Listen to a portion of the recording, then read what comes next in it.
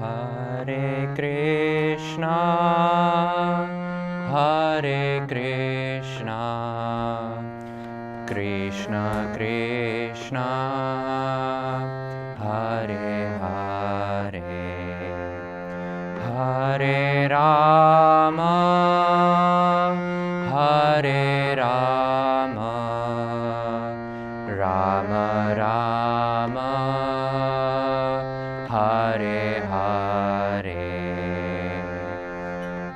Hare Krishna, Hare Krishna,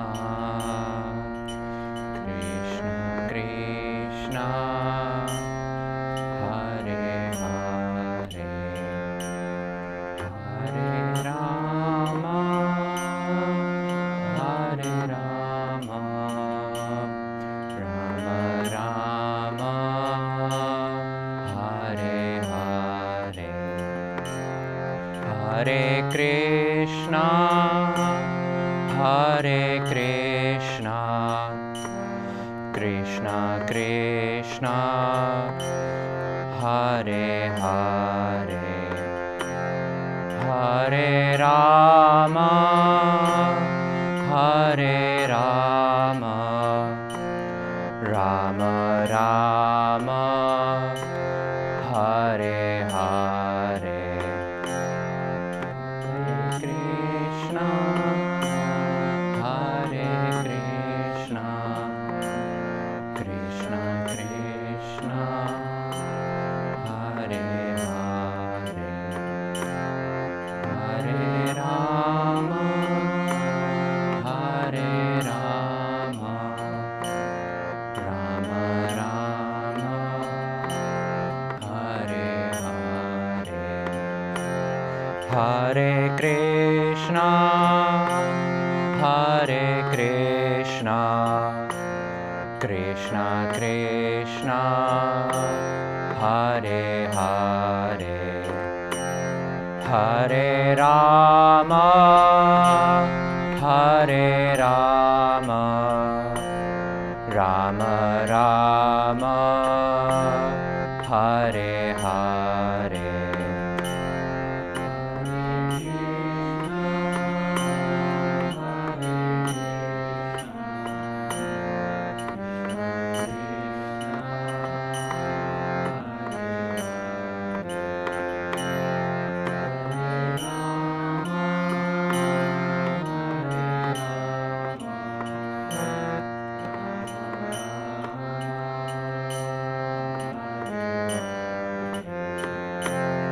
Hare Krishna, Hare Krishna, Krishna Krishna, Hare Hare, Hare Rama, Hare Rama, Rama Rama, Hare Hare,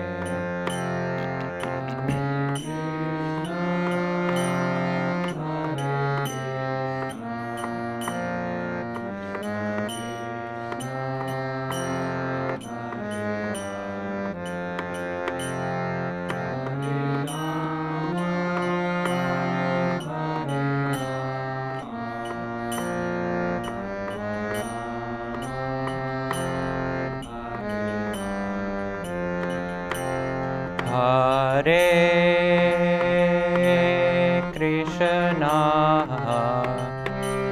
Hare Krishna,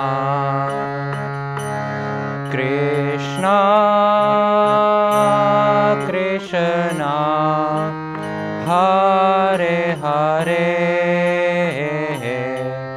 Hare Rama, Hare Rama, Rama Rama, Hare Hare, Hare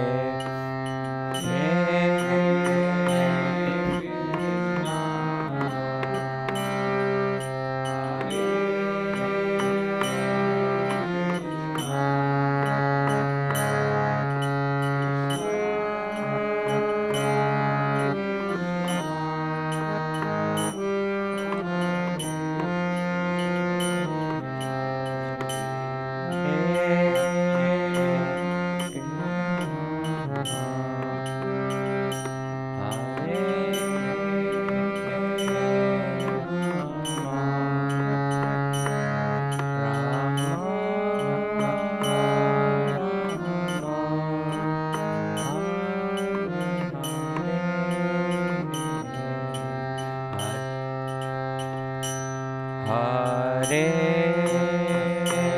Krishna,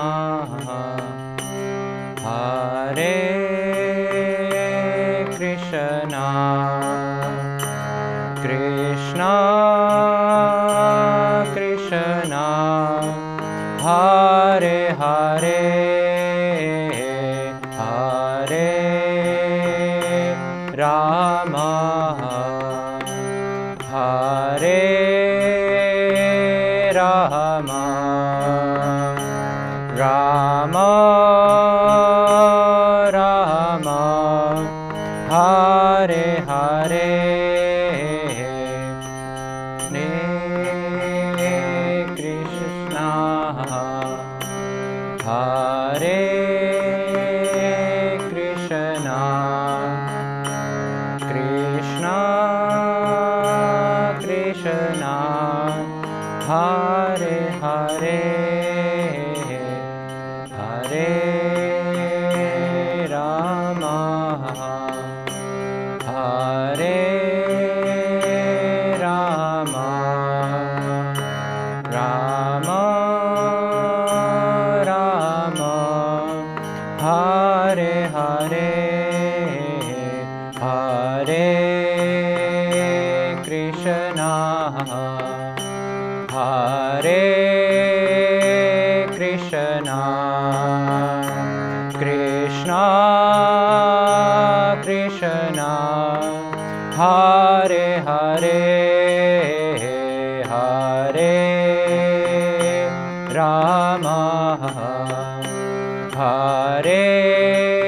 Rama, Hare Hare,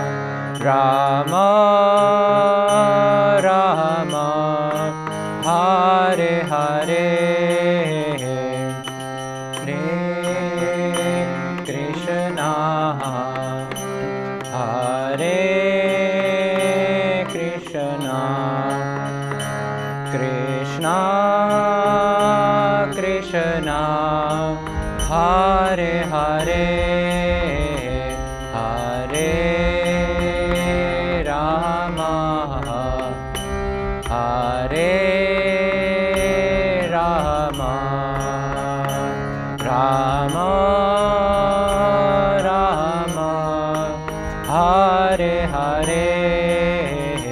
Hare Krishna, Hare Krishna, Krishna Krishna, Hare Hare, Hare Rama, Hare Rama, Rama Rama, Hare Hare, Hare Krishna, Hare Krishna, Krishna Krishna, Hare Hare, Hare Rama, Hare Rama, Rama Rama, Hare Hare, Hare Krishna, Hare Krishna, Krishna Krishna, Hare Hare, Hare Rama, Hare Rama,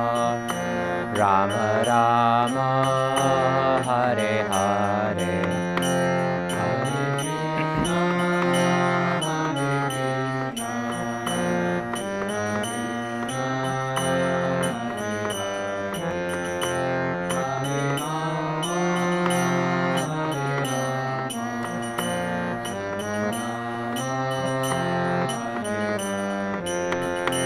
Hare Krishna, Hare Krishna, Krishna Krishna, Hare Hare, Hare Rama, Hare Rama, Rama Rama, Hare Hare, Hare Krishna, Hare Krishna, Krishna Krishna, Hare Hare, Hare Rama, Hare Rama, Rama Rama, Hare Hare, Hare Krishna, Hare Krishna Krishna Krishna Hare Hare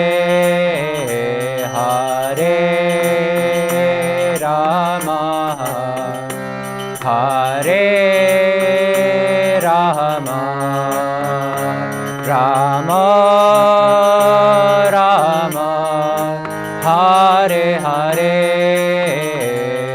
Hare Krishna Hare Krishna Krishna Krishna Hare Hare Hare Rama Hare Rama Rama Rama Hare Hare Hare Krishna Hare Krishna Krishna Krishna Hare Hare Hare Rama Hare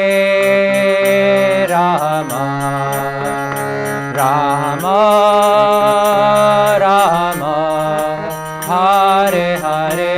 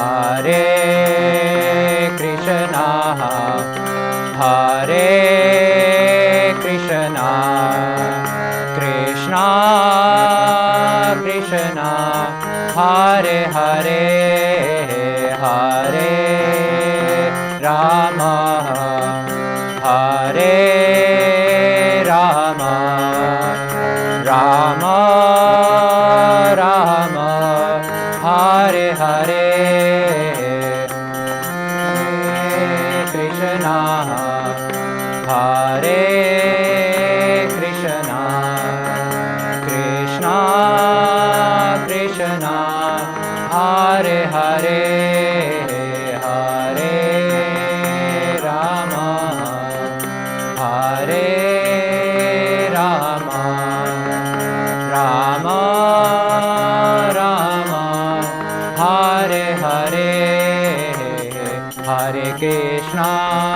Hare Krishna Krishna Krishna Hare Hare Hare Rama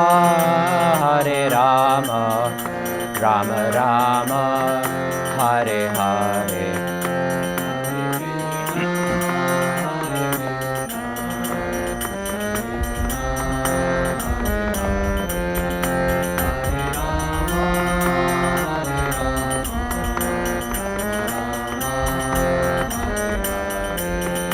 Hare Hare Krishna, Krishna Krishna, Hare Hare, Hare Rama, Rama Rama, Hare Hare, Krishna, Hare Krishna, Krishna Krishna, Hare Hare, Hare Rama, Rama Rama, Hare Hare, Hare Krishna, Hare Krishna, Krishna Krishna, Hare Hare, Hare Rama, Hare Rama, Rama Rama, Hare Hare, Hare Krishna, Hare Krishna, Krishna Krishna, Hare Hare, Hare Rama, Hare Rama, Rama Rama, Hare Hare. Thank you very much. Thank you, Prabhu Vishnu Prabhu. Jai. Okay, so thank you for coming. Thank you for coming first time. Is this your first time in the temple itself? Oh wow, amazing. How are you finding it so far? I don't know if you managed to look around upstairs or not. Uplifting and peaceful. Yes. Thank you. So all that I had mentioned. That's nice, that's great. So we are in part 2 of Perfect Question, Perfect Answers, second part of the book. And we will do a recap, but just for recap purposes, the schedule that we were discussing. So on Thursday, we covered the basis of inquiry, this idea of first understanding the foundations of what it means to have a spiritual search and what it really looks like. And then also, just to go chronologically in the book, in order of the book, the first chapter of PQPA, or Perfect Question, Perfect Answers, is about who or what is God. And we talked about Krishna being the all-attractive. And today we will talk about spiritual living, because quite a few of the chapters in the middle section of the book are talking about how to live a spiritual life, or what it really means to live a spiritual life in society today. And so we'll look at the worldview of a spiritual practitioner and then a bit of the focus and practice that we may have. So just a quick recap. The first thing that we spoke about yesterday was about how the quality of our questions determine the quality of our life. The types of questions we ask determine the direction of our life. If we ask questions about what's on TV, chances are our life's direction is just going to be based on what's on TV. But if we're asking deeper, meaningful questions of life, deeper, meaningful questions of what's happening around us, then chances are that we're going to look into a realm which is beyond the surface of what the earth is about. And then we start introspecting and looking at our spiritual questions. Something like an existential confusion. Questions like, who am I? Why am I here? And what's my purpose? Or what's my future? Trying to find meaning to what we're doing, why we're doing it, how we're doing it, as opposed to just going to the office 9 to 5, or do it, working our job, and then 5 to 9 we just Netflix and sleep, with a bit of food in between. And then we talked about how when we have these sorts of questions, these spiritual questions, there are two things we can do. We can either take no advice and just continue living life, or we can find guidance, find the right guidance. So what would happen if we took no advice? We'd go into confusion, we'd have more questions, maybe then we go into a crisis, and then eventually depression.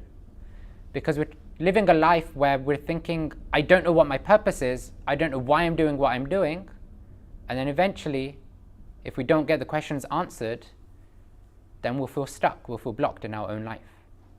But the alternative is that we get right guidance. And when we get the right guidance, we get clarity, we get purpose. Because now we've got a direction in our life. So that can lead to awakening and eventually happiness. And we spoke about very briefly about how there's 3 types or 3 aspects to look for when we're looking for the right guidance. One is somebody who knows us, loves us, and can help us. Somebody who knows us because they understand our situation. Somebody who loves us because they actually have our well-being in mind. They actually care for us and they actually want our best. Our best interest is in their mind. And somebody who can help us because, let's be honest, we've all had experience of somebody who's just giving unsolicited advice and has no idea what they're doing, what they're saying, why they're saying it, but they're just thinking, I'm just going to say X, Y, Z because I think it makes sense. But then, you wouldn't ask your mum for remedies that a doctor's meant to give, right? But the mum's always giving the solutions. She said the better solution. Better solutions. And so we entered the book of Perfect Question, Perfect Answers because this book, although it's a small book, it's described as having so many of the fundamental questions of spiritual life and it's answered in such an amazing and perfect way as it's described, as the title says, that the person, Bob Cohen, who was receiving the instructions, receiving the knowledge, he felt that all his questions, all his doubts were answered. And so hopefully through that journey, through the course, we can also get some of these questions answered. And if not myself, then I'm sure some of the other people in the room can also help with that.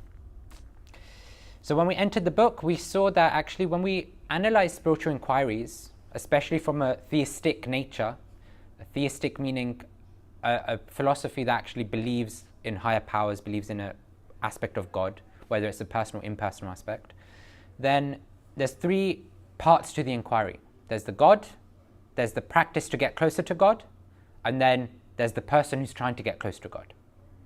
So in Sanskrit it's called Bhagwan, Bhakti, and Bhakta. And so any spiritual wisdom we look at will have these 3 elements embedded if it's a theistic philosophy. And different questions of God we discussed last week because of chapter 1. Is there such a thing as God? What is God? Is God an energy or a person? How can I know God? How can I relate to God? And so many other questions may come up in our minds. But before answering these questions, we talked about how there's 3 different ways that we can acquire knowledge. Does anybody remember them from those who are here? I'll give a hint to the first one. Pratyaksha is direct sense perception. Logic and reasoning, anuman. And then the other one is shabda, hearing from authentic and credible sources. In school, we don't ask the teacher, A equals A. Why? That's not A, that's B. We don't say that to the teacher. We just accept that the teacher said this is A, so this is A. Because we trust the teacher. And like this, when we look at different literatures, then if we can trust the literature, then chances are we can trust what the literature is representing as well. And that's the idea of shabda, the idea of hearing from authentic and credible sources, is that we trust the source, therefore we can trust what the source is saying. But if it's just any random person from the street saying X, Y, Z, then do they have the credibility? Chances are no. So we don't trust them. So then I'll kind of whiz through this actually. Then we talked and focused on the name of God around the world. Different spiritual practices, different religions have different names for God, but they all have perfection in what they're trying to describe. Like in Christianity, you have Jehovah or Yehovah, this idea that when you translate it, it means supreme being.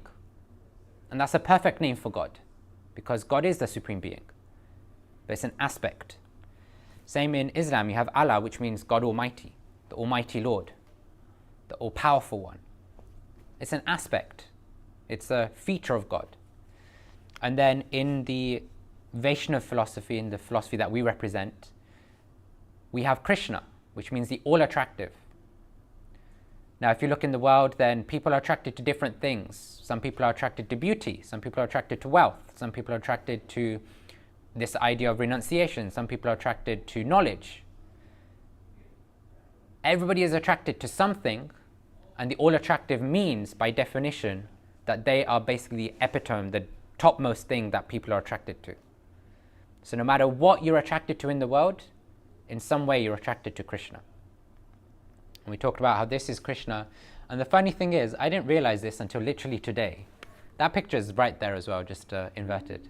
I didn't realize that until I looked at it today. But yeah, here, let me just put this up.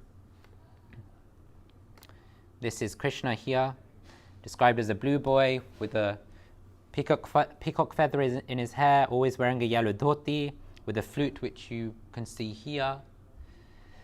And yeah, this, according to the Vedic literature, is a description of what Krishna looks like.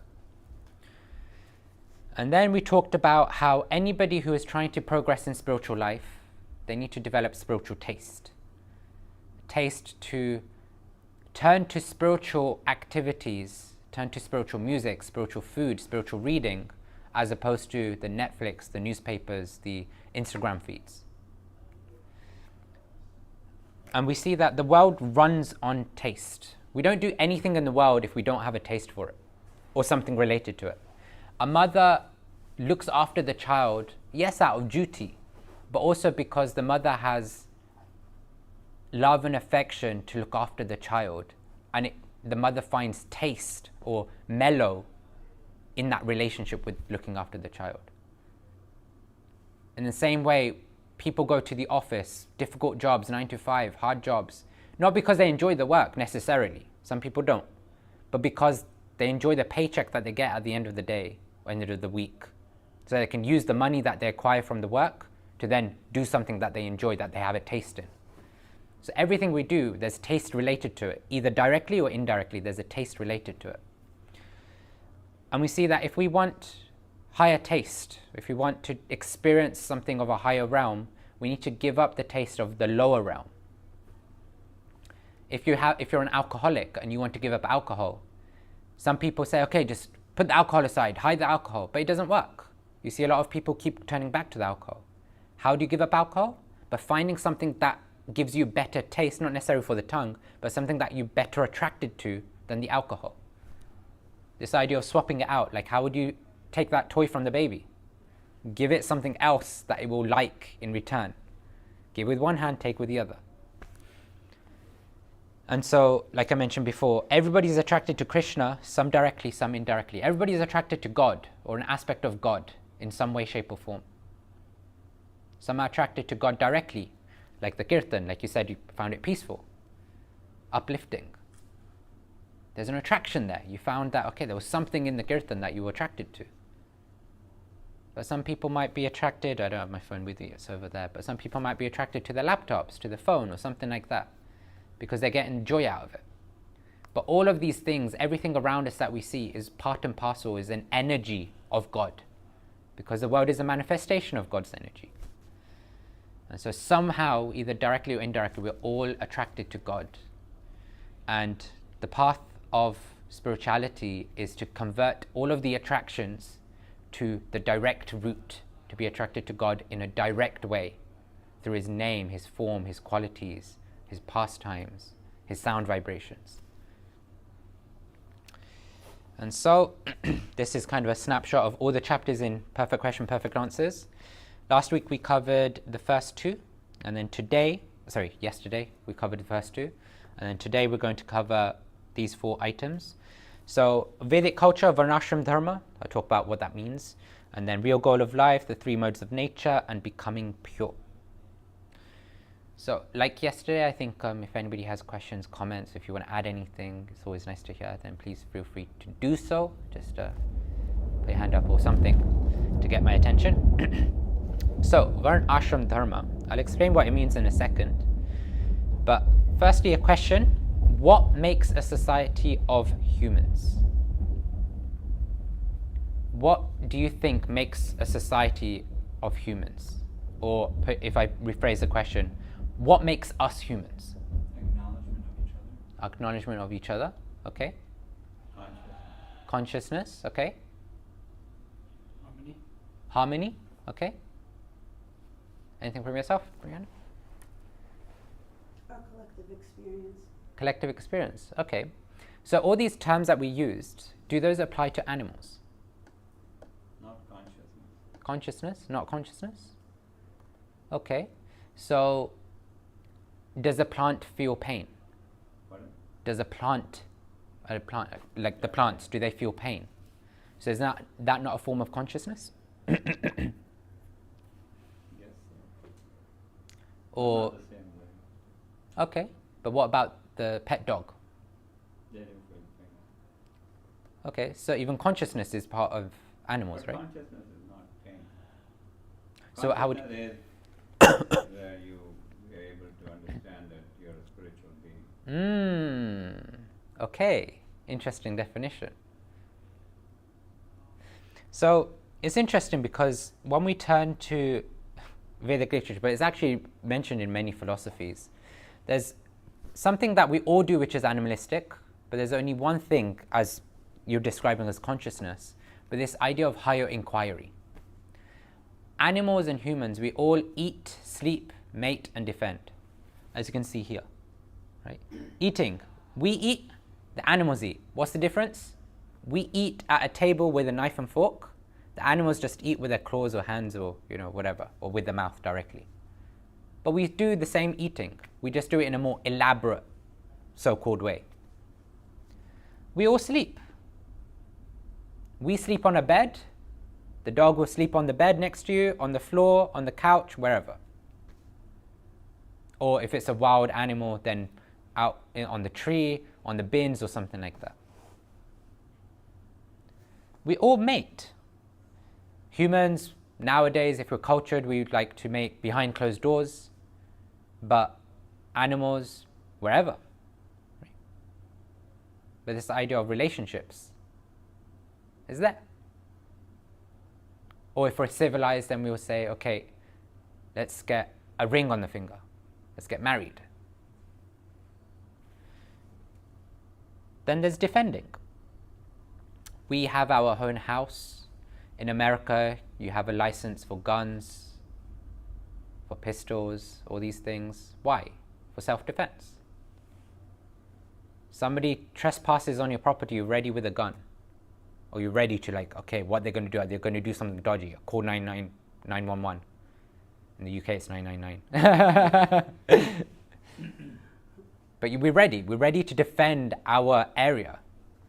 And what happens when you go into the streets at night where the dogs have marked their territory? Barks. Because now you're trespassing in their home. So they're also ready to defend. But what separates us is that it's not just consciousness, because actually every living entity has some level of consciousness, just to varying degrees. But it's the fact that our consciousness has the ability to inquire about things that are not from this world.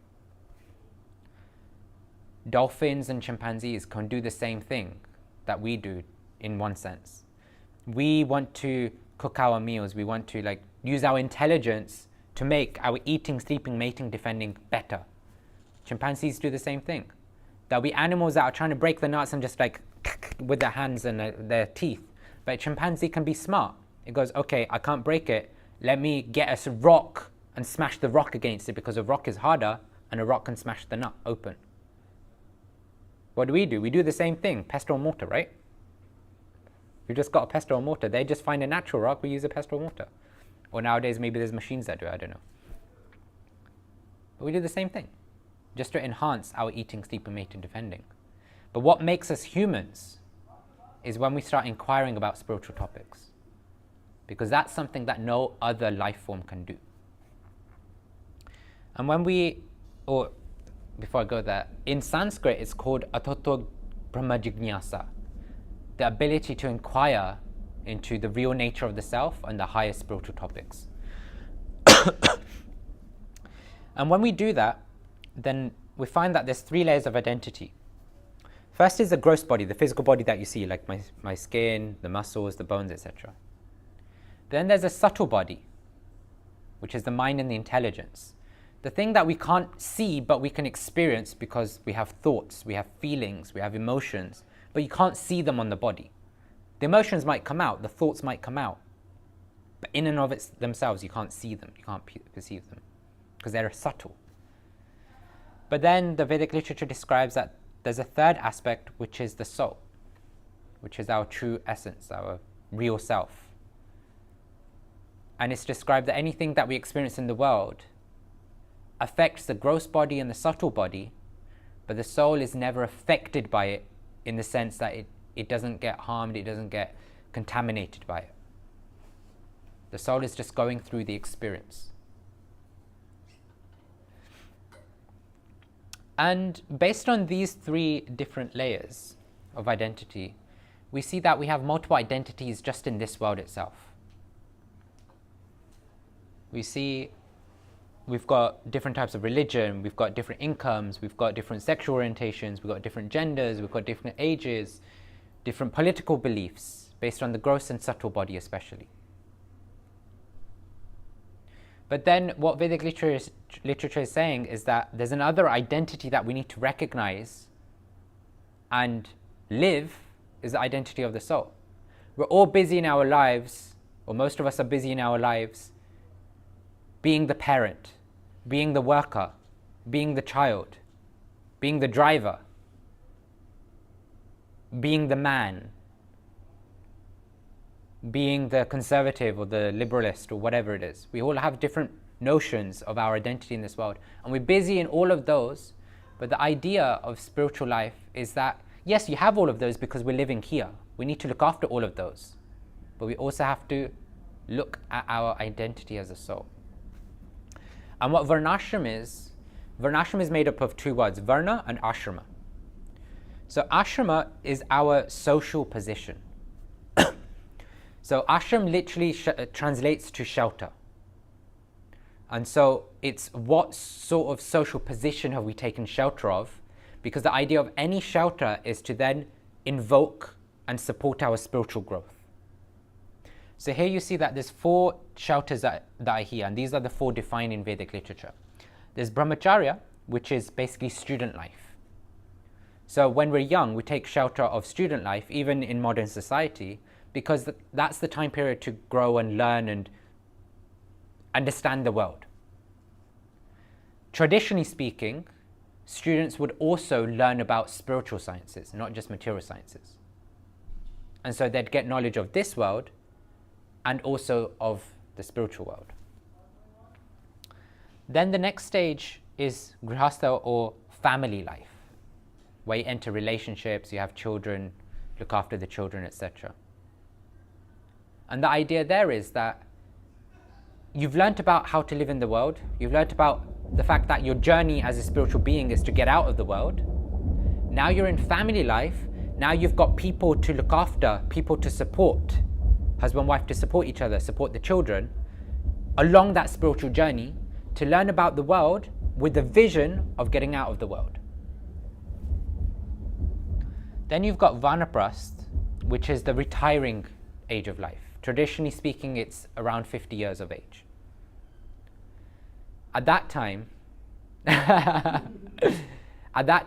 what happens is that for many years, for about 25 years on average, you'd spend in family life. And then now you're retiring from family life because you've handed over the reins of the house to the children. Now they're grown up, now they're about to enter their family life. So now you can take a step back and focus on your spiritual growth and focus on supporting other people in their spiritual life. Starting the steps. So you might stay with family, but you focus more on spiritual life instead of the tap that's leaking.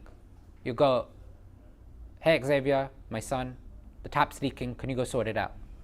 Instead of being the one who calls the plumbers or gets, rolls up your sleeves and starts doing it. Now it's your children's turn. Because your focus is now on spiritual life.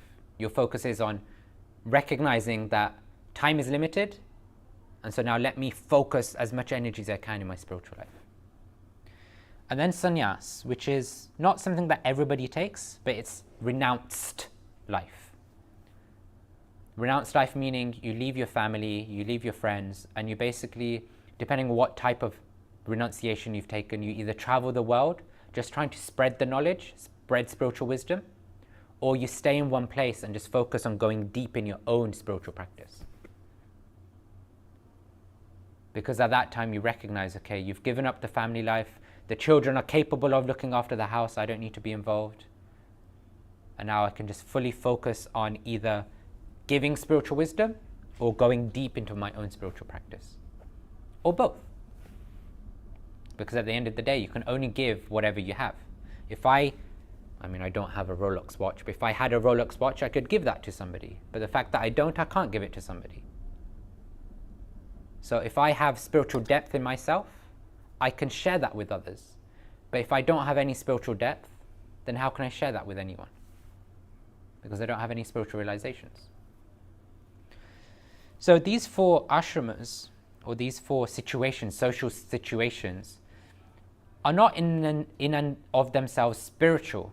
What makes them spiritual is when we're focusing and dedicating that time period to develop in spiritual ways as well. Like as students, most of us have been to school for at least a couple of years. Did we learn any spiritual science there? Probably not. We were students. We were, in one sense, brahmacharis, which is the term for the people. But we weren't practicing spiritual life, therefore we can't be termed as an actual brahmachari or having that shelter, because it's a shelter for spiritual growth. And so what programs like the Bhakti School are trying to do is encourage not just the adults but also the youth to enter spiritual life, to think about their spiritual progress so that they can be sheltered in their spiritual life. In normal school outside, they learn the material sciences, but then they can come here or places like this to then learn about the spiritual science so that they can have a holistic understanding, a holistic outlook on the world, of this world and the other world. And I kind of whizzed through this, but it's described that if we really want spiritual knowledge, then we have to make sacrifices in our life. And each ashram, each social position has its own sacrifice to make. So students, the brahmacharis, have the sacrifice of learning about spiritual knowledge. The householders, the family people, they have the sacrifice of giving charity or supporting those who are spreading the spiritual wisdom. Inviting people home to give talks or kirtan or things like that, supporting them in their preaching mission. Vanaprasts, who are those who are renouncing, their sacrifice is to basically start to detach from family life and focus on spiritual life. So sometimes they have to let go of the things that they may normally be involved in family life, because now it's no longer their responsibility, it's decreasing their responsibilities. And then for sannyas, it's this idea that whatever they do, they dedicate it to their service to God, by body, mind, word, and soul.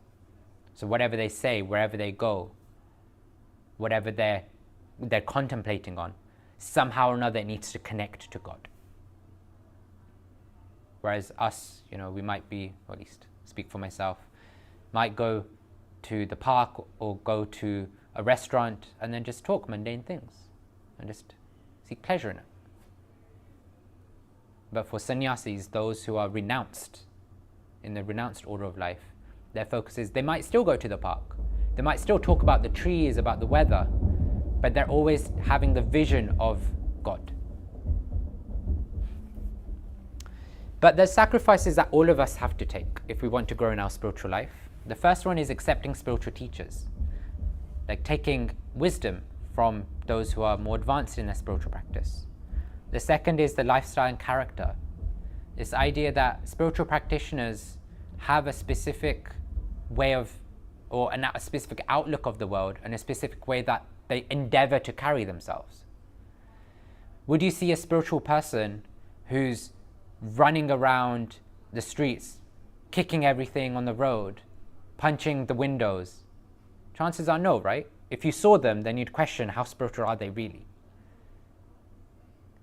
But you would hopefully like to see a spiritual person who in the face of some turmoil, who in the face of some bullying or whatever it is that's going on, would be calm, cool and collected, because they're connected to a higher source, and therefore they're able to, even in that situation, they're able to give love to the person who's being so harmful and hurtful to them.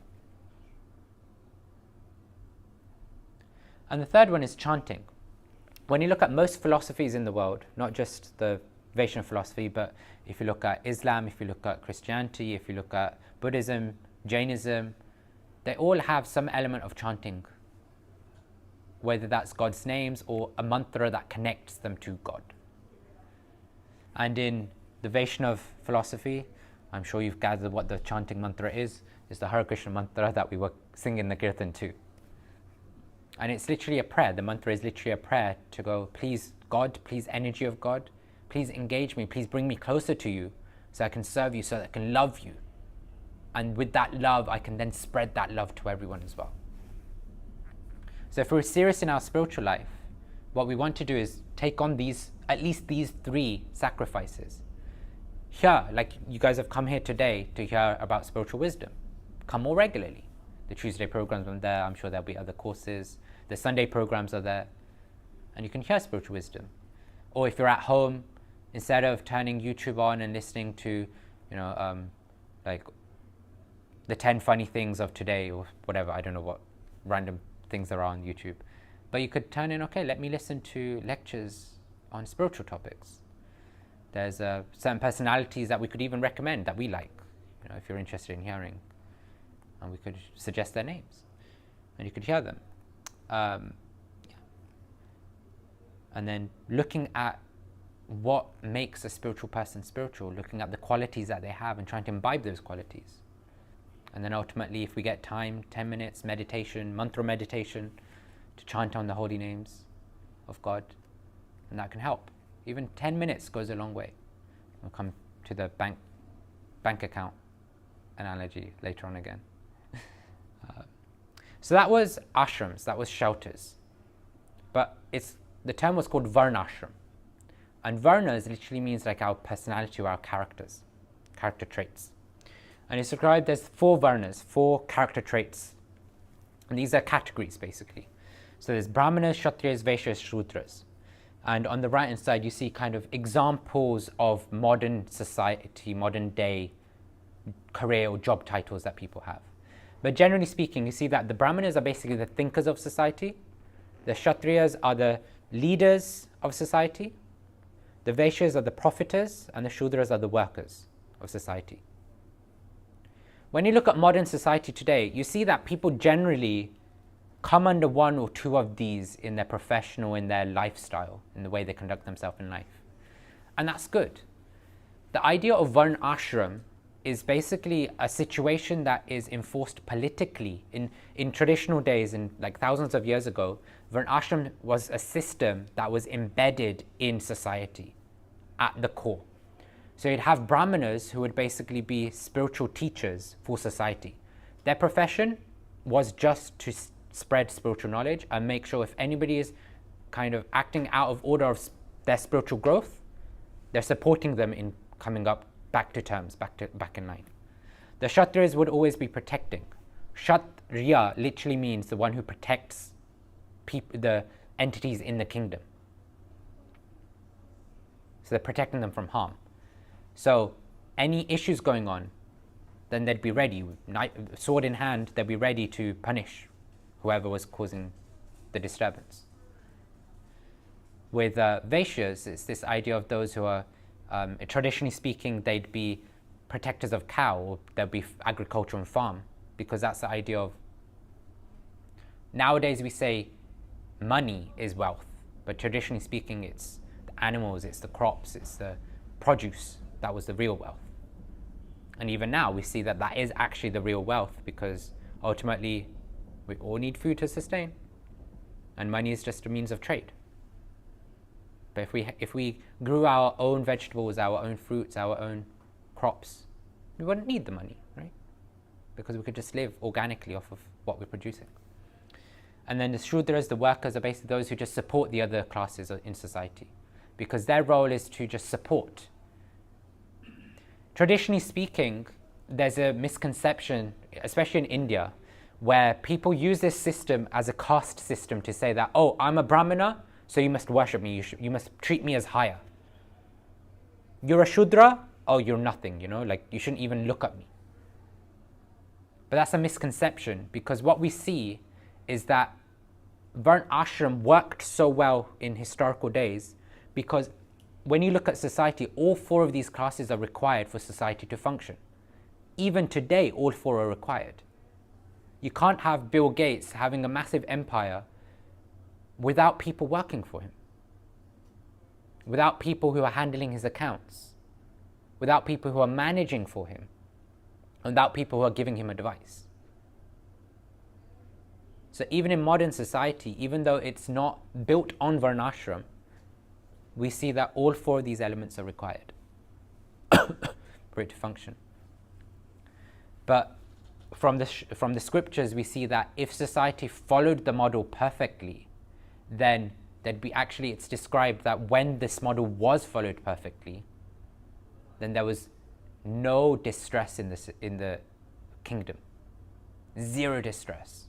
And if there was somebody who was in distress, the king would put it on themselves as their mistake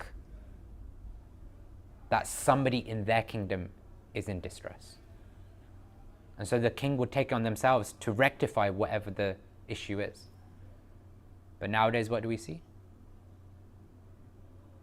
At least my paycheck is there. You're distressed, your problem. Your situation, you got to handle it. I've got nothing to do with it.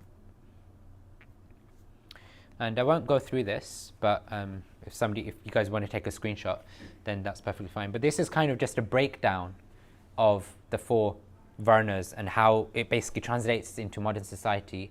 And the idea behind Varnashram and the reason why it's brought up is that we all have specific psychophysical natures.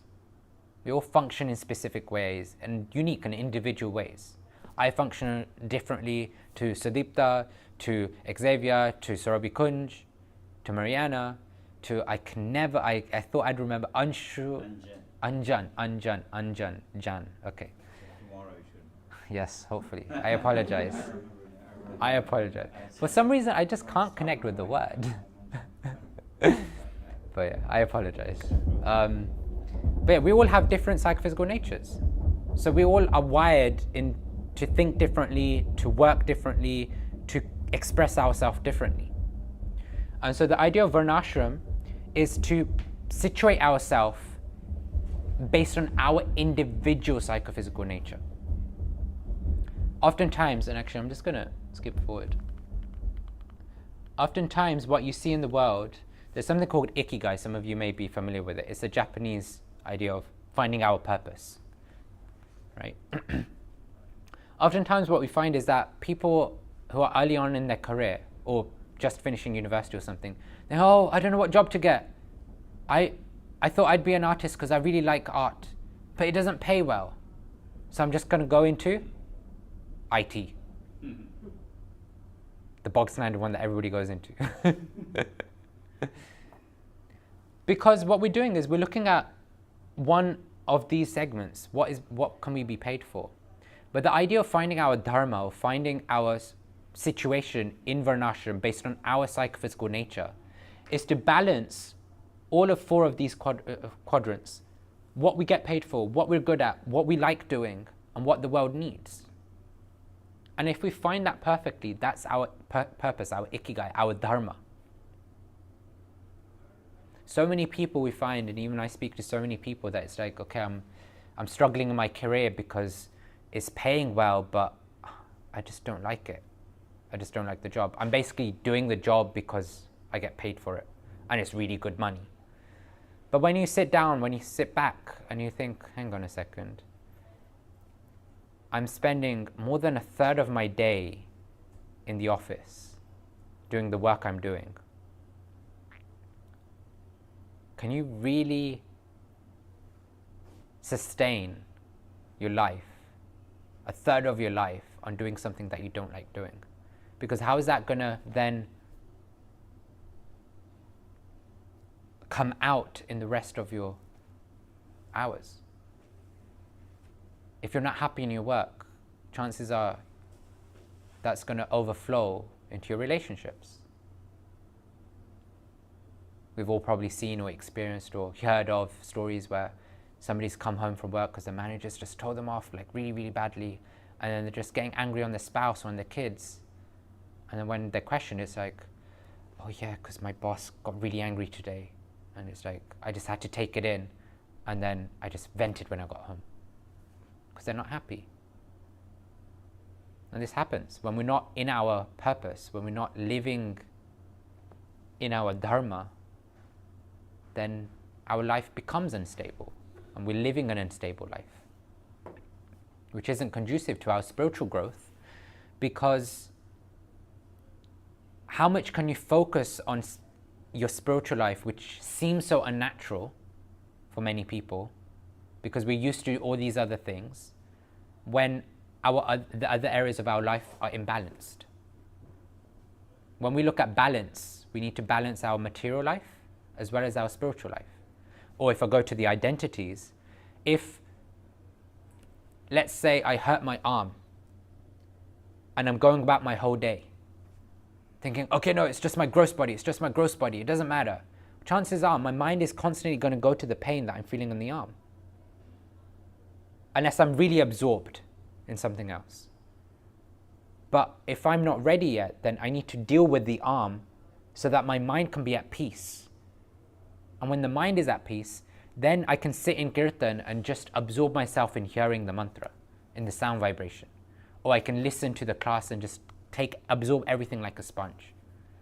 Or read a book and really just immerse myself in understanding what are the words saying, how is the book speaking to me.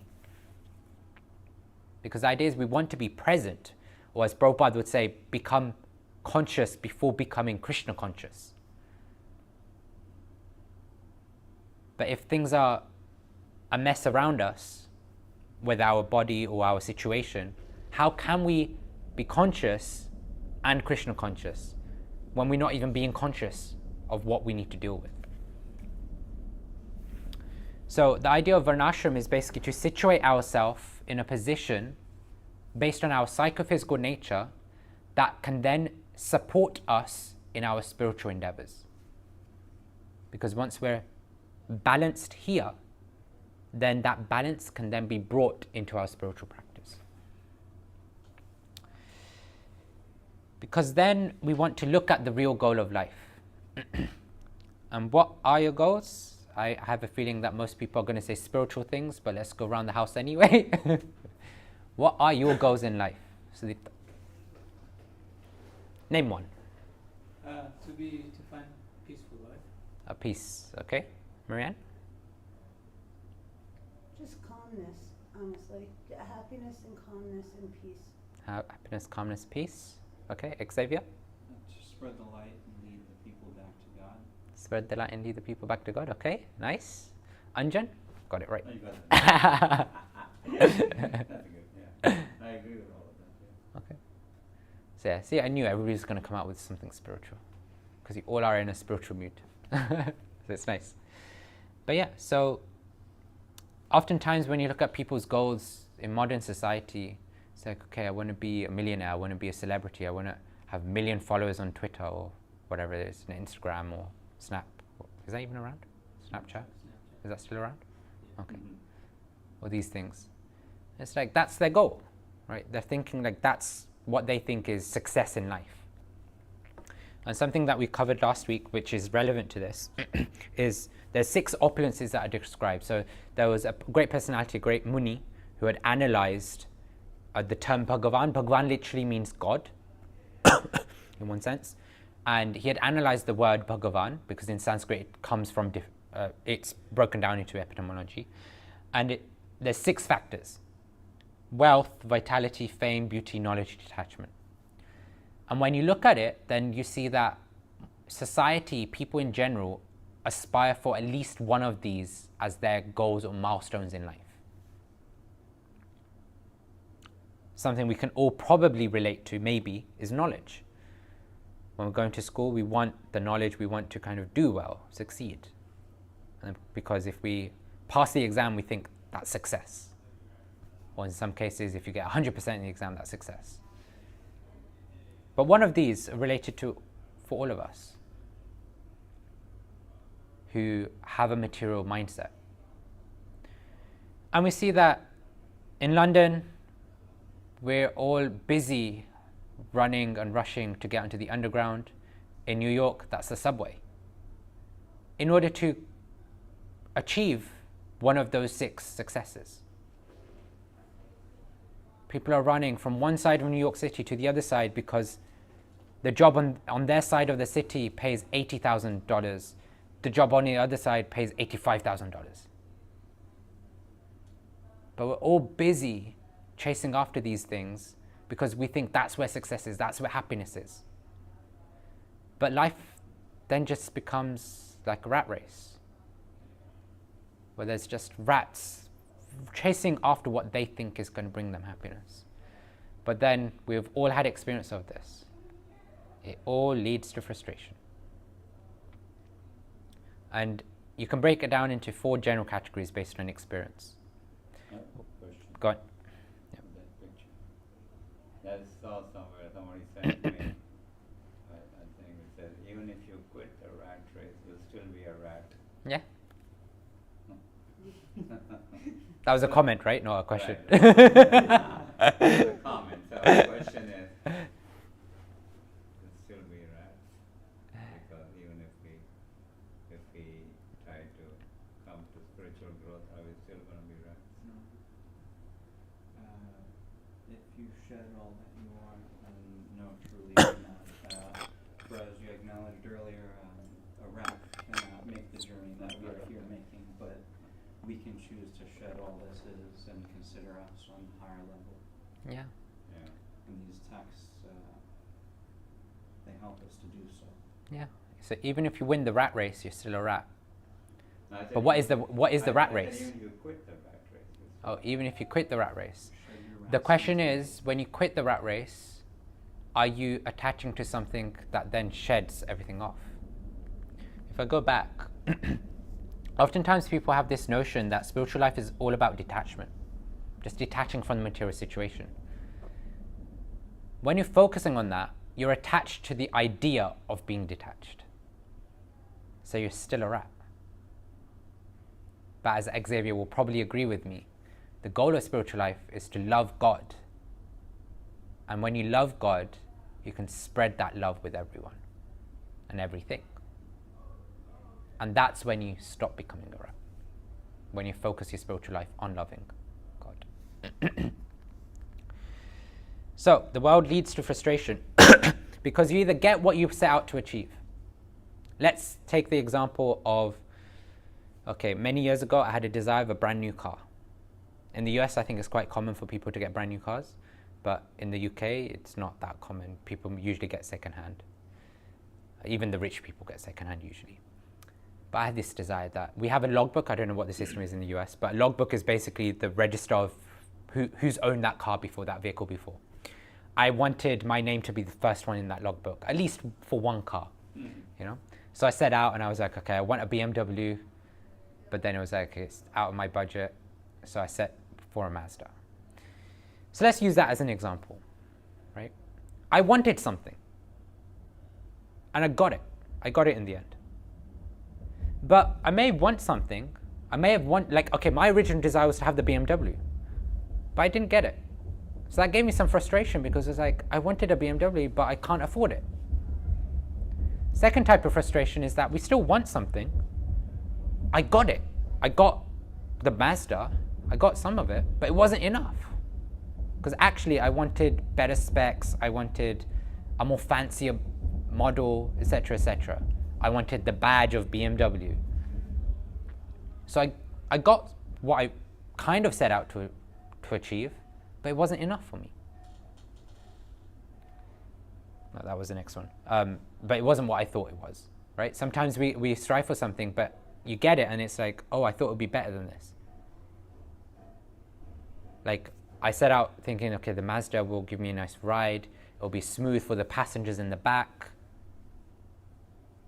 Like, you know, if my family's in the car. But then we go on a long drive and say, ugh,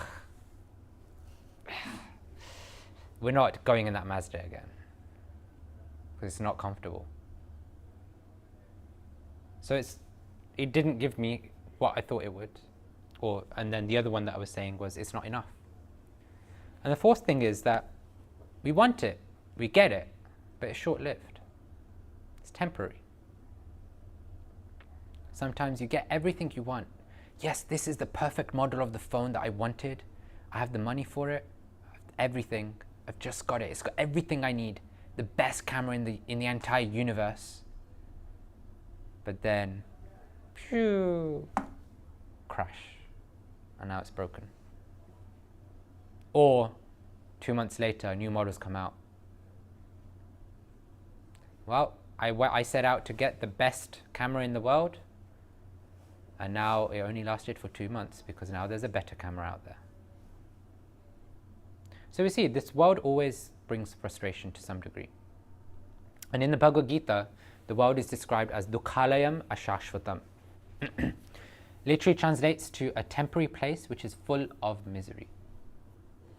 And so when we're looking at goals in life, having material goals doesn't cut it, because it's always going to bring some sort of frustration with it.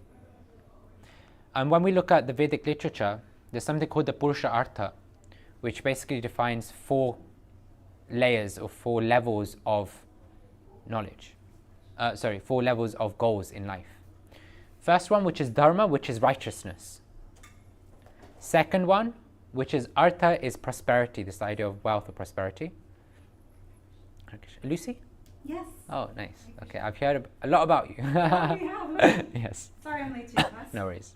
Thank you for joining us. A third one is kama, or pleasure.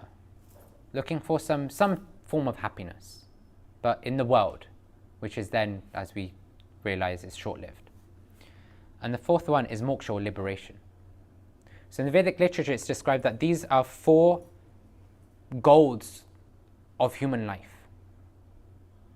That everybody is basically searching for 1 or 4 of these, progressively. Usually people will come to this idea of, okay, let me do what's right.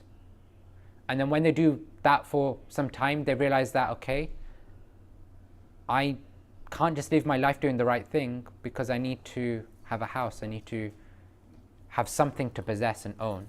And therefore they go for artha, prosperity, which is economic development basically.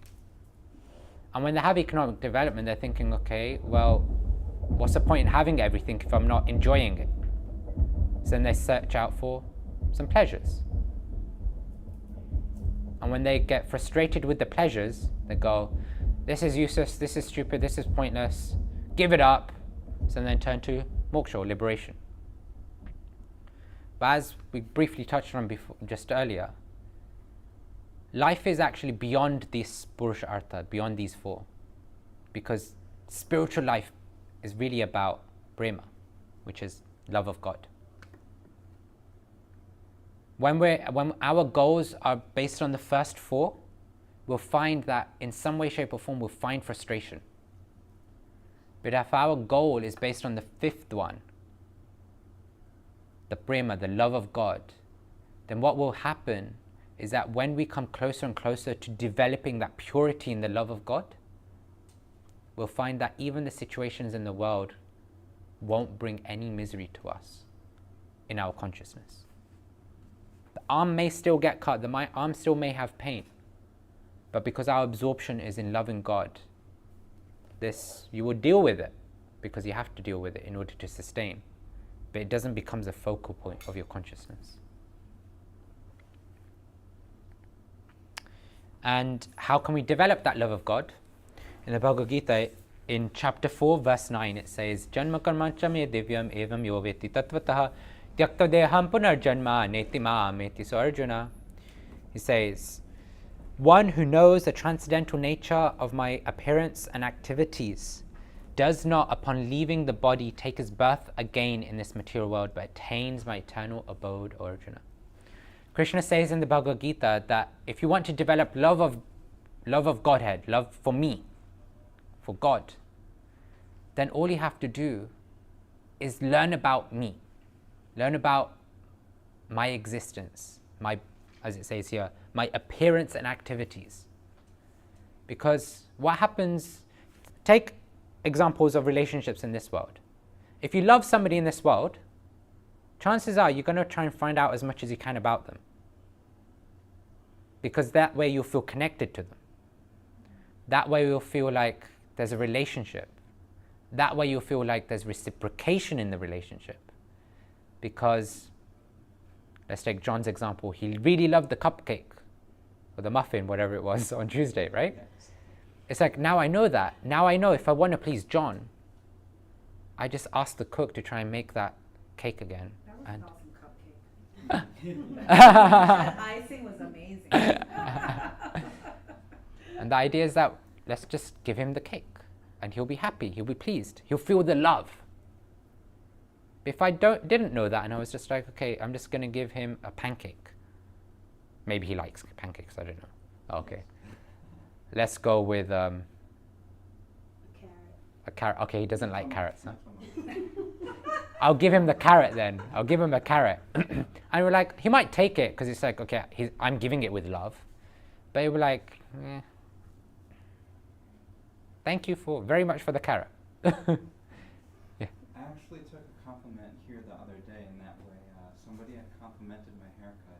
Oh. And I didn't know how to take it. It's of the temple. When somebody compliments, I actually have tattoos. I conceal all my tattoos. Somebody compliments it. I don't know how to receive that compliment because it's actually my friend Rabbit, who I brought the other day. He's the artist. He had done Oh, all wow. that work.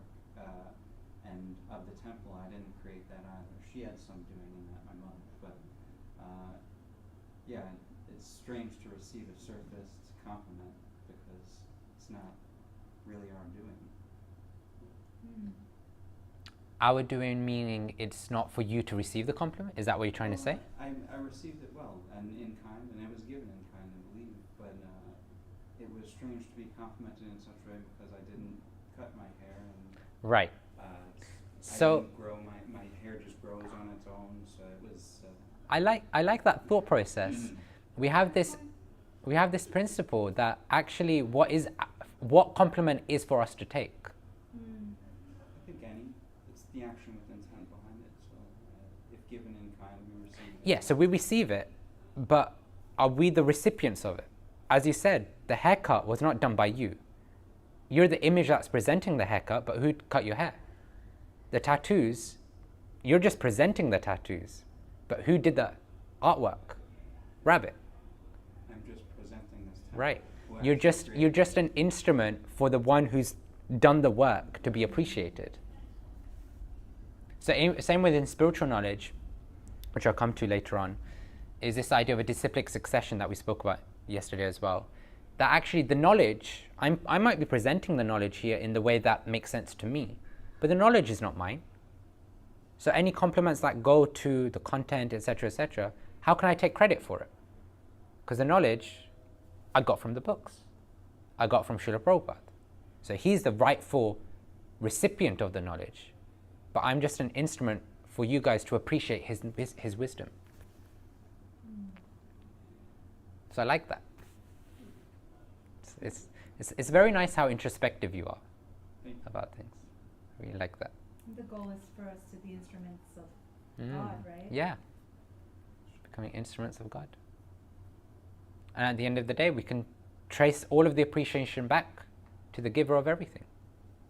Who gave Rabbit the skills to do the art? God. So ultimately, the end goal of all of the appreciation is God. So yes, and we can learn about God, and that helps us grow in our spiritual life.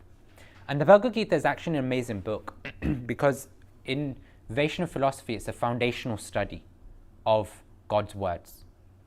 And there's 5 main topics, we call it a blueprint of the Bhagavad Gita. So if anybody wanted to understand what the Bhagavad Gita entails, in just one diagram, in less than 5 minutes, you can explain it to anyone. there's 5 topics, but I say that there's a 6th bonus topic, and I'll talk about them. So the first one is, it tells us our identity, that we're a spirit soul, not the body. We're an Atma. And what is the spirit soul doing?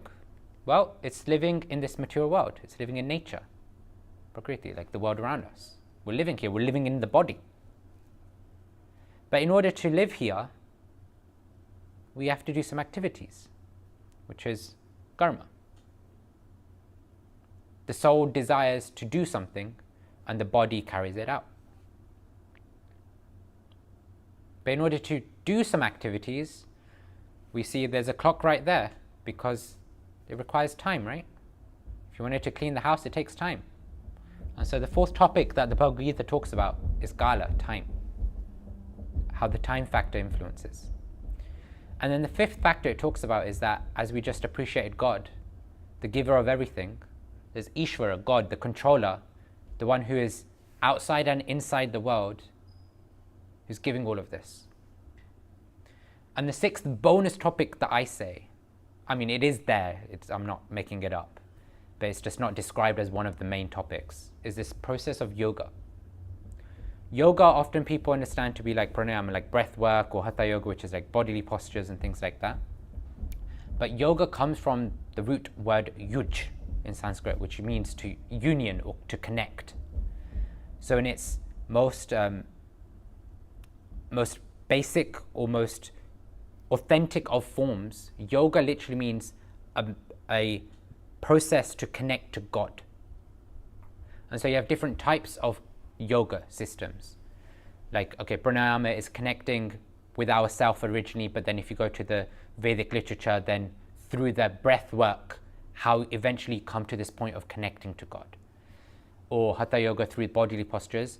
First you're connecting with yourself, with your body, with your mind, etc., aligning yourself.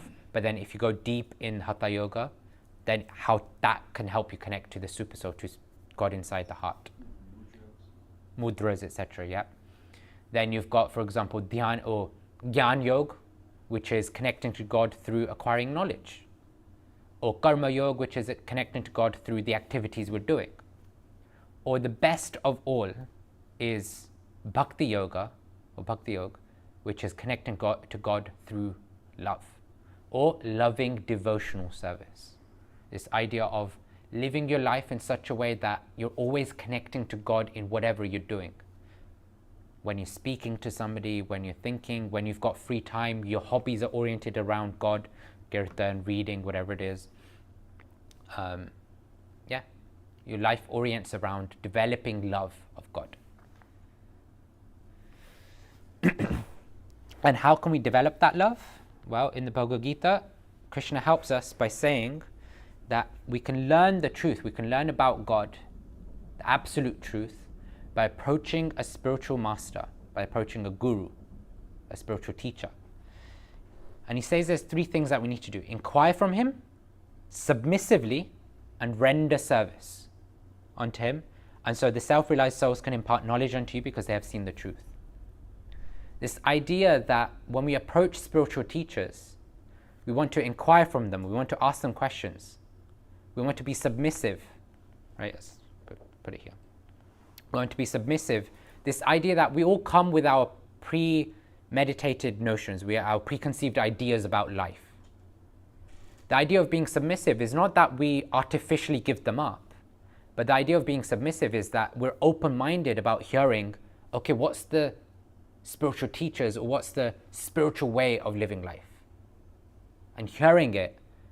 And then second thing is inquiry, because we may have doubts, like, okay, I've lived my whole life this way, I thought I've been spiritual. You're saying this doesn't work, but can you help me understand your way? It's not about challenging, it's about this mood of understanding what this teacher is saying. And the third thing is service, this idea of the spiritual teachers are giving us so much wisdom. What can we do to support them? This idea of reciprocating the love that they've given us. And that reciprocation may be in the form of, I don't know, helping them out in whatever physical needs they may have. It could be in the form of helping the projects that they're really trying to develop. Like Oh gosh, I already forgot his name now. Not John. Oh my gosh. Ralph, No, his brother. John. Oh, it is John. Okay, I don't know why. Names are not my best thing. Anyway, so as John was saying, like yesterday, he was interested in serving because he felt like he wanted to give back to what he's received. And it could take form of anything, you know, wherever we're more inclined to. Based on our psychophysical nature, we can serve and support and help out in whatever way. I have a question. Yes. In the previous slide. This one? The other one. This one. Where does kala or time come in the Bhagavad Gita? Many places actually. Which chapter? I know it's in 8. You see, when you look at time, How does Krishna? so for example, in chapter 8, he talks about what happens at the time of death. Oh, That's a form of time, right? okay. So this idea that if we want to learn about God, if we want to connect to God, if we want to develop a loving relationship with God, then we need to know about God. And how do we know about God? By connecting with those who know about God. I gave the example yesterday that if I wrote a book and I gave one copy to Lucy or Marianne and one copy to Surabhi Kunj, who would better understand what I'm saying in that book? The one who knows me the most, right? Will be Surabhi Kunj. Yeah. It will be Surabhi. Because she knows me the most out of the group. And therefore, how can we know God? Connecting with somebody who knows God better than us because they've developed a relationship with God that is much more advanced than us. And that is the spiritual teachers. And we talked about how to find, somebody who's authentic yesterday, so I won't cover that whole thing again. And we see that there's different levels of knowledge, which I won't go through in too much detail, but there's information. Like whenever we connect with knowledge, first thing we get is information. Okay, the book, we're reading the book, we get information from it. But when we start thinking about what the information is saying, we get an understanding of what the book is trying to say. Or maybe we have to discuss with people. Forums like this really help. So we can try and understand what the information is really saying. But then it's up to us to then introspect and put that understanding that we've had about the knowledge into use by seeing how that applies to our life, how that's applied to events or situations we've been through before. Because then that becomes wisdom, because we're actually seeing how the understanding, the knowledge is relevant. And then when we put that knowledge into practice for directing our life, that becomes foresight and vision. Because then that wisdom is being utilized to mold our life, not just to reflect on the things that have happened in life. And something like the Bhagavad Gita really helps and really is a wisdom text that you can use to create foresight and vision for your life. Because like I said, there's 5 topics, and we see all 5 of those topics helps us do 3 things. See this world, understand the reality of this world, discover the reality of the transcendental world, and then connect us by seeing how we can go from here to there. So that is the goal of life, to develop love of God. So in the 3rd section, 3 modes of nature. Has anybody heard of these before? Okay, you have. Okay, everybody. Okay, most people have. So, actually, I will go through this. Are you influenced or are you an influencer? Both. Both. All of us will basically have elements of both, where there are certain things or certain people that will influence us, and we may have some influence over other people or other things that are happening in life. And when we see the idea of influence, then we see that it comes from within us and from around us. Within us could be around us could be examples, the food, the places we visit, the times of day, the clothes we wear. All of that can influence our surroundings and us. Or the faith we have, the determination, the desires, the devotion. When you look at the food we eat, we may influence the food we eat by picking healthy choices or whatever it is.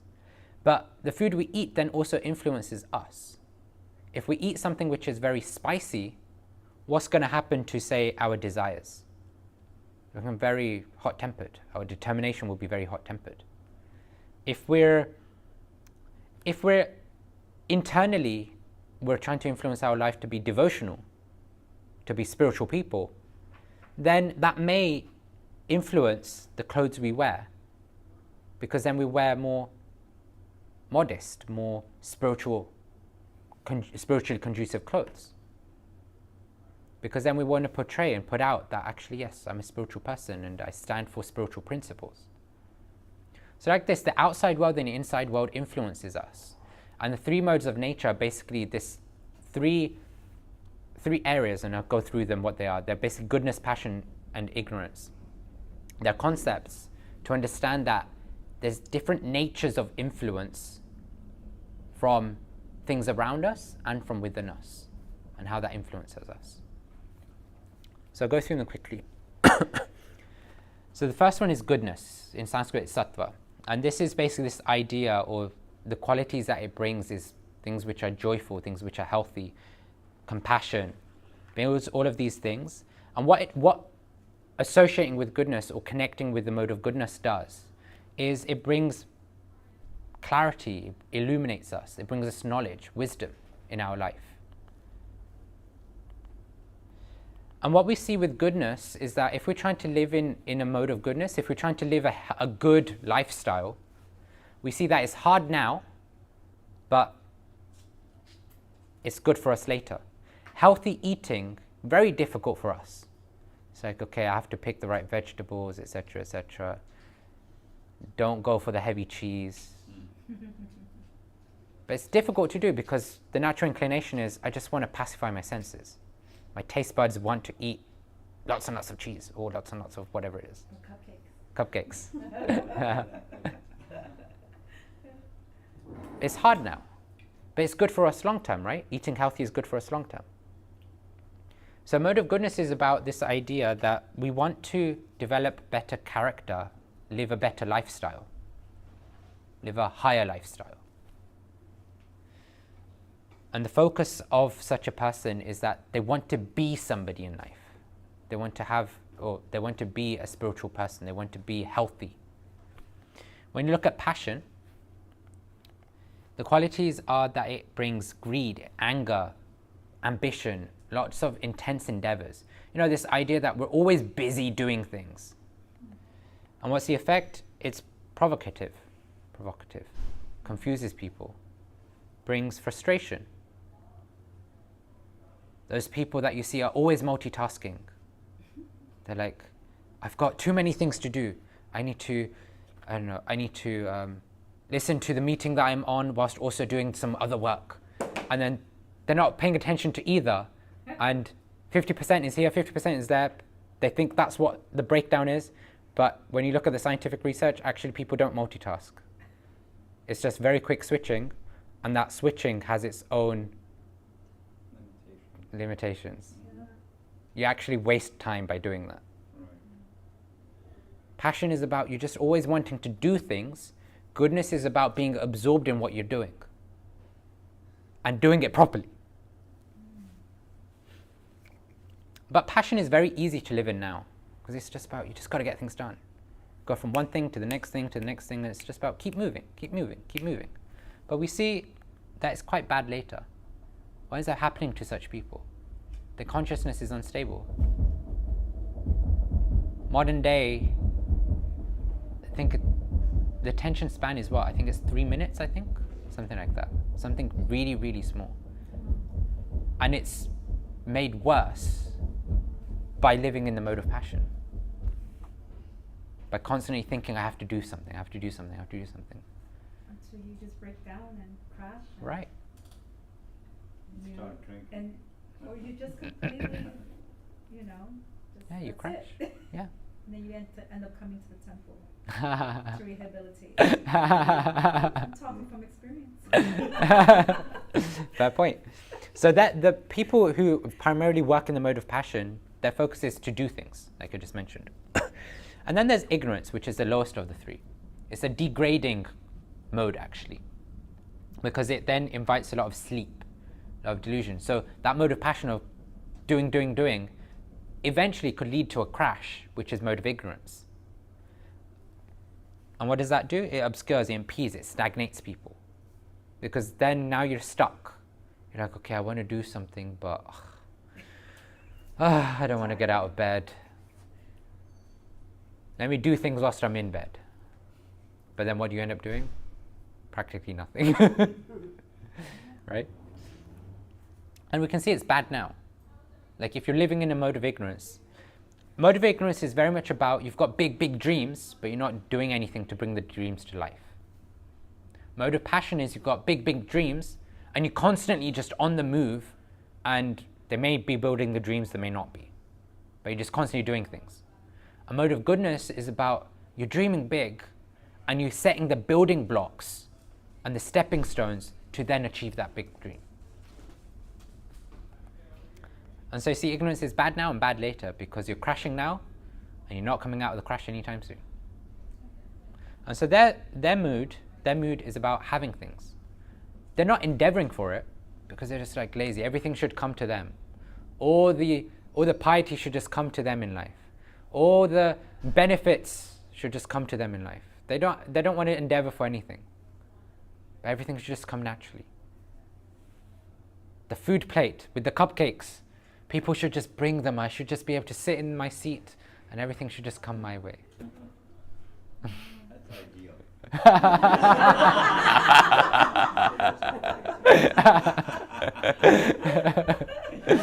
We are spoiled here actually. Until you guys are so nice, you bring us the food. The only drawback of it is that you won't ever learn to Yeah. make it yourself. So it's bad now and bad later, because then once you're out of the building, no more cupcakes. I can't do it. And so when you look at the three categories, there are three divisions, you can say, or whatever term you want to use, but this is this idea of three different layers of how we can live life: in ignorance, in passion, in goodness. Three different modes that we can connect to in our life. Sorry. I just wanted to talk about the slingshot effect, which actually from personal experience with the institution that I was in for 11 years, the military, I had reached an obvious point, in retrospect obvious, but while there, trying to walk the path of righteousness and take care of what I see before me, which are my comrades, the companions. But beyond that, you would reach a point of passion. Passion because caught in the grip of all things material, caught in the grip of the mundane, and caught in the grip of I got to make money. I got to feed myself and feed others. I got responsibilities to take care of. But that kind of fades away and it's taken over by material world, and then you're at the peak of passion. I plummeted into ignorance. Yeah.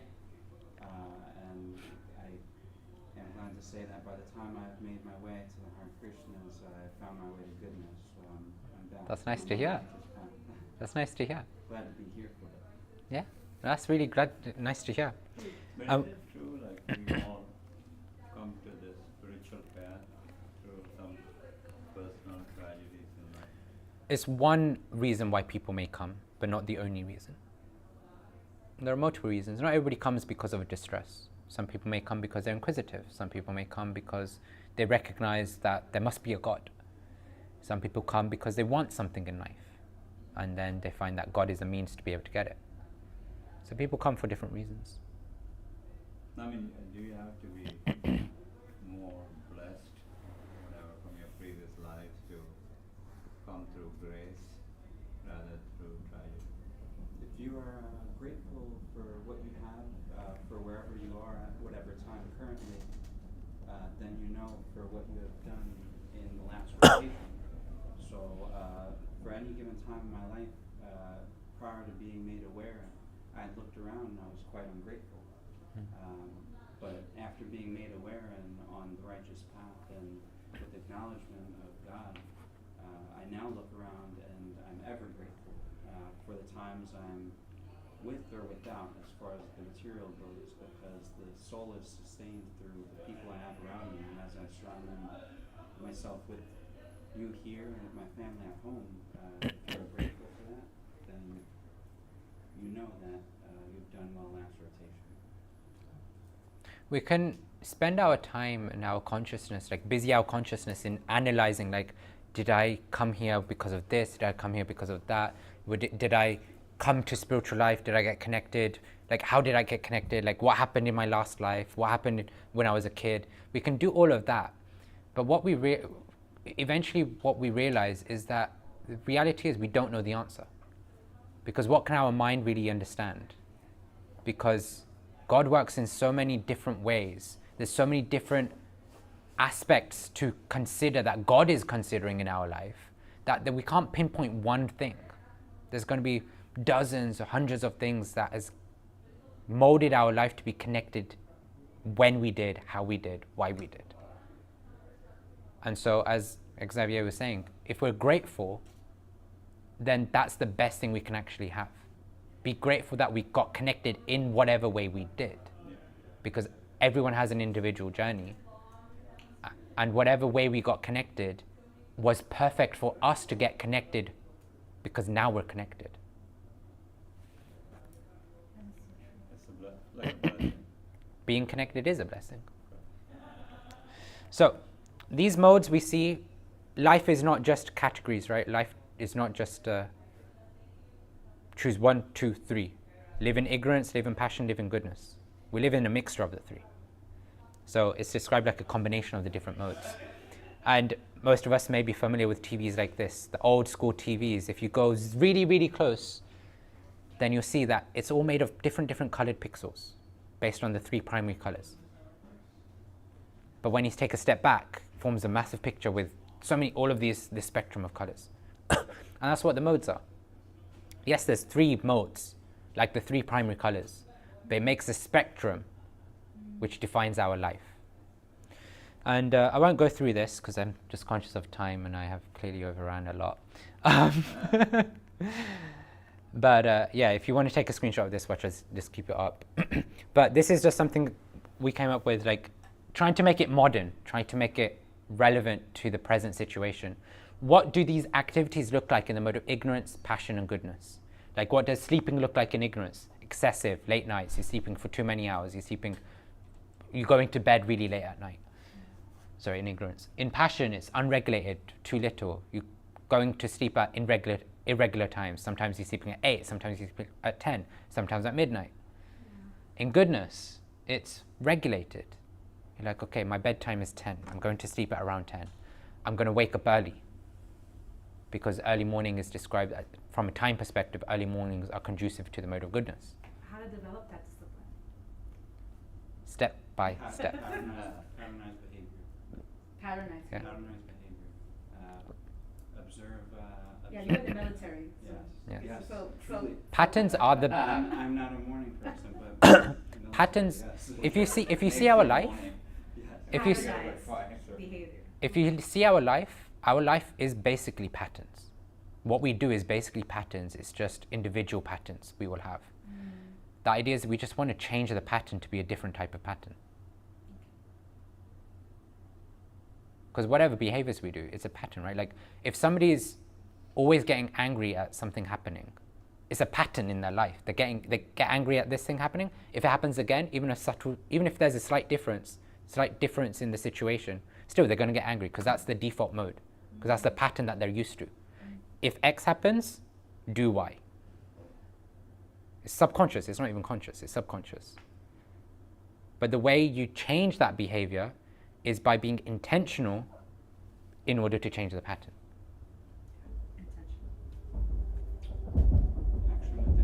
Action with intent. Yeah.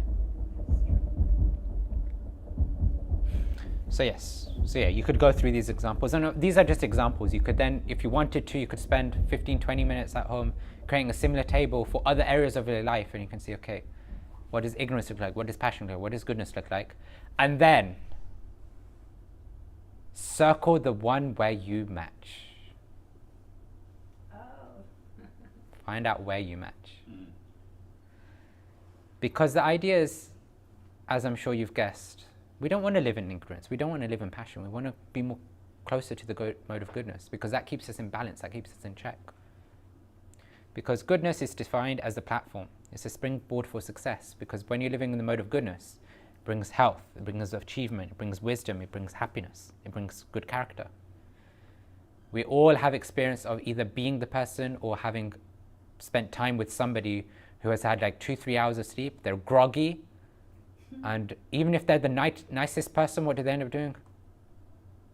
Getting frustrated, angry, annoyed, irritated at even the tiniest of things. That's not them. That's not their character. But because they're not spending time in the mode of goodness with sleep, their behavior becomes like ignorance and passion. So that's the 3 modes. And then becoming pure. Is goodness enough? Is living in the mode of goodness enough?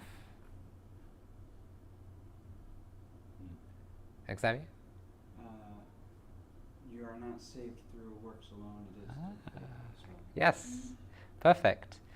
We say that we have to transcend even goodness, because the idea is that we want to board the spiritual train to Krishna or to God.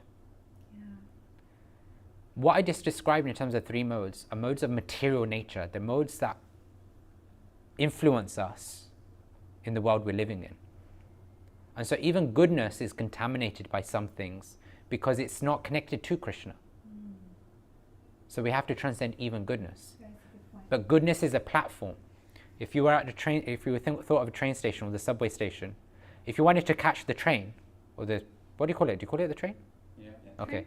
Same. You call it the train? So if you wanted to catch the train, well, I can't just sit here. Even though we hear the train go by, I can't just sit here and go like, subway, please stop. I want to board you. You have to go to the subway station. And that the platform is goodness. The train platform is a mode of goodness. It's the best way to board the train. We could literally punch a hole through the wall and like try and find a way to board the train from here.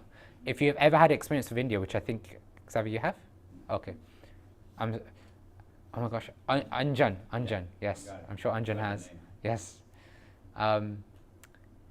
You could literally board the train from anywhere. From the train track. You could literally board the train from the train track.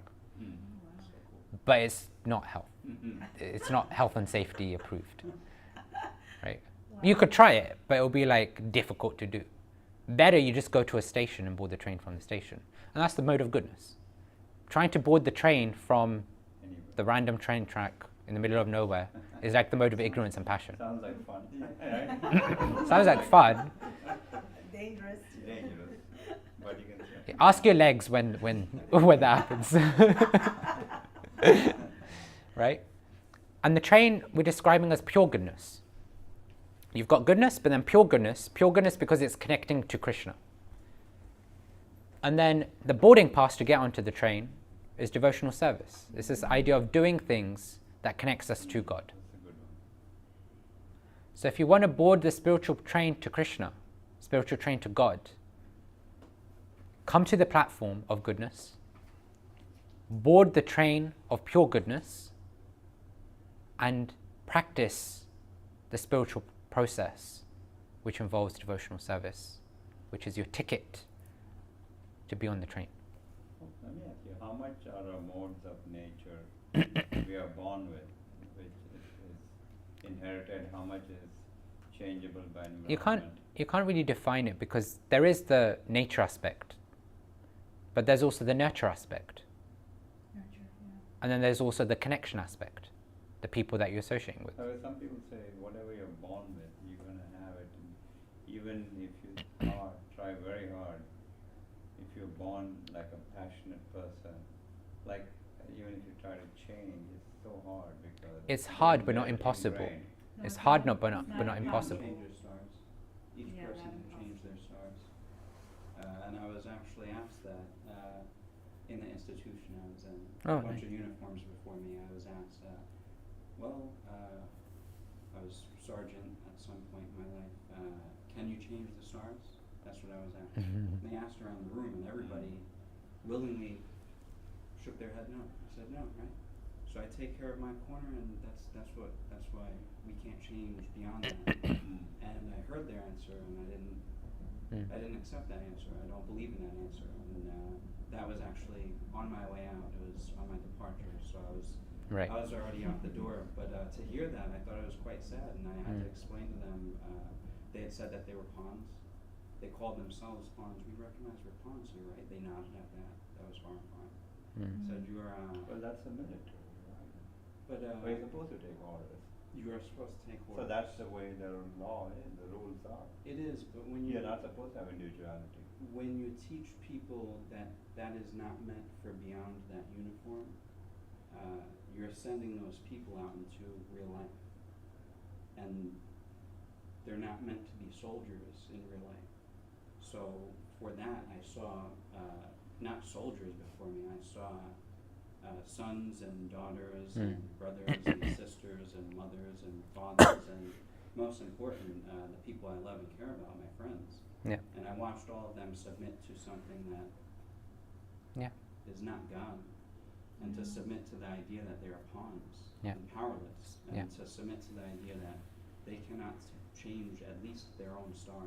Each person has their own stars, and you must So this idea of change starts with intent. Again, it goes to intent. If you really are intentional about change, depending on what it is, it may be so deeply ingrained that it's really, really hard, but it's not impossible.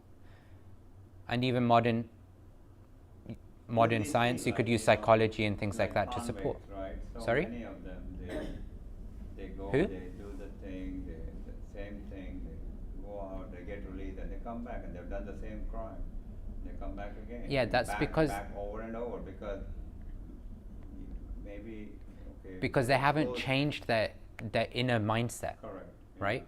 And that's what jails, prisons, etc. are meant to do. They're meant to be a rehabilitation center, not just a punishment center, but Right. a way to then. I don't think they function very well. No, Yeah, they're not that's correct different. That's a system. different Yeah. thing, though. Yeah. That's different. The fact that they don't function with the way they're meant to is different to the fact that there is the ability and potential to change. I mean, and there is the potential. I just saw this documentary of somebody who committed a horrific crime, and he because of this horrific crime, he was sentenced to death. But prior to being sentenced to death, he rehabilitated, and it was amazing. Like, he found God. Oh wow. He was ministering to people. He was helping. He was educating people to get their GED. He did all this before And before then he they died. still hang. They still hung him because he did a horrific crime. Correct. It was rape and murder. It was Correct. horrible. So it was But who not. he Right. was then was not who he ended But up then, when he but died. then when he according died. to the It's Gita, amazing. he True would, miracle. Yeah, he it's would a still, miracle. he would still reach the Godhead because he He had found changed. he changed and he found God. Right. He repented. He did everything, and he was at peace with dying. That's fine. Yeah, That's he was at peace. Okay, Yeah, not too Krishna long. said you only kill the body, so the soul is free, right? Yeah, the soul will then continue its journey. But the soul will elevate itself automatically, Depends. We can cover that. We'll cover that right? tomorrow. I mean, We'll cover it is tomorrow. What she Tomorrow. We'll cover it tomorrow. We have to continue. Okay. Yeah, I'm just conscious of time as well, yeah. So, yeah, we want to board the train to Krishna. And one of the really nicest ways to do that is by following those who are on the train already, those who are advanced on the path. And ways we can develop our spiritual taste to then connect to those personalities is like hearing them, connecting with them regularly, like coming to these places, coming to these events, or like I said earlier, if you listen to things online, you could listen to spiritual things, connect to spiritual teachers online instead. Applying what they teach, that is a very, very crucial thing.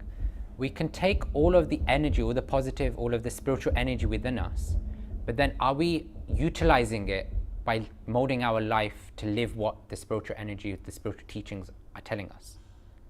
Because that's the best way that we can then mold our life. We can become spiritualized ourselves. And then third thing is follow their instructions. If they're saying that, you know what, this is what you need to do, it might be a personal thing or it might be a generic thing that, okay, spiritual people, we'll probably cover this next week, yeah, because austerities comes up next week. Spiritual people don't take intoxications, right? Well, that might go against your concept of spirituality. That might go against your lifestyle. But it's like, okay, they're saying that if I want to be spiritual, and I want to be spiritual, and I trust them, I trust the wisdom that they're giving, I trust the philosophy that they're representing, then I need to somehow or another mold my life to then follow that instruction, because it will be beneficial for me. Yeah. It's not artificial. It's not meant to be just blind following. When you have the trust, when you have the faith, when you really see that this person has wisdom, that this person has spiritual elevation, then you see that they're giving me love, and that love is coming in the form of an instruction that might not be palatable for me today, but it's going to support my spiritual journey. And so I'm ready to take it, or try to take it in some way. And we kind of covered this, so I won't go through it, but the ABCDE of life, another way that we can connect with developing our spiritual taste, through the people we hang out with, through the books we read, through the sound vibrations we associate with, through the food we eat, and ultimately through the activities we engage in. If we try even 10 minutes, 15 minutes, half an hour of engaging in ABCDE, then in the Bhagavad Gita it's assured that we will develop prema, love for God. That's nice. Because it just takes the intention to start something. Once you've got the intention, actually 50% of the battle is won. Because most of the resistance in action is the resistance in the mindset. That's true. You may have resisted coming here today, but then once you got out of the door, it was like, okay, now I just go. So that is section 2. Nice. Thank you. So we covered this idea of an ashram system, which is basically the social structure, and how we want to live in our psychophysical nature, because then that balances us in the world, which then supports us then focusing on spiritual life to bring that balance there. Then the second thing we spoke about, and I have to go to this.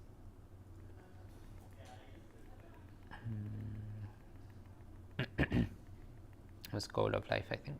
Hold on. I should just put it at the end. Okay, yeah. So the second thing was the goal of life. We don't want to just focus on being balanced in this world. We want to focus on being balanced and focusing on goals that are transcendental or spiritual in nature, connecting with the love of God.